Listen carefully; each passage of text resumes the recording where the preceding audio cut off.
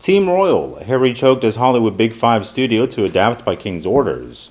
There are speculations that King Charles III's younger son, Prince Harry, may consider selling the film rights to his recently released book. The Duke of Sussex could give the film rights to spare, but just because Harry wrote a best-selling memoir doesn't mean it would become a blockbuster. Gemma Tagnini claims a number of people hate purchased Harry's book, and that doesn't mean they will necessarily watch it to turn from page to screen. You've got this bestseller, but I would also argue that it doesn't even indicate that Harry and Meghan are popular.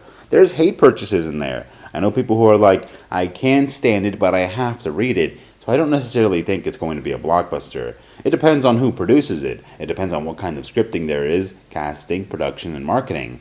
I have a little bit of sympathy for Harry because he's clearly a broken man-child, but at what point does he actually get to have some kind of closure and deal with his demons? He's just an angry little turd throwing potshots at everybody.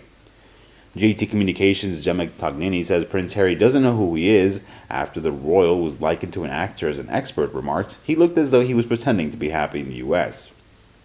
Brant Coy added that while there is clearly a deep Sussex fatigue at present, whether you love or loathe the pair, there is still plenty of public interest in them.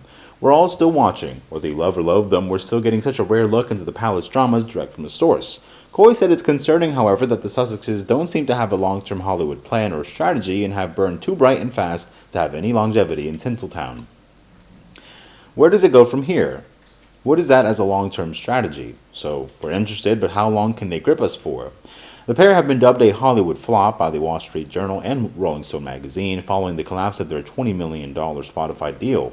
Prince Harry and Meghan Markle have been dubbed a Hollywood flop. The Wall Street Journal was the first publication to sharpen its knives, publishing a feature titled Harry and Meghan Produce a Hollywood Flop Themselves, and it comes after high-profile Spotify exec Bill Simmons calling the pair effing grifters. One source had claimed Meghan had her heart set on interviewing Taylor Swift on Archetypes, but the pop star politely turned down the offer, making excuses about her busy tour schedule.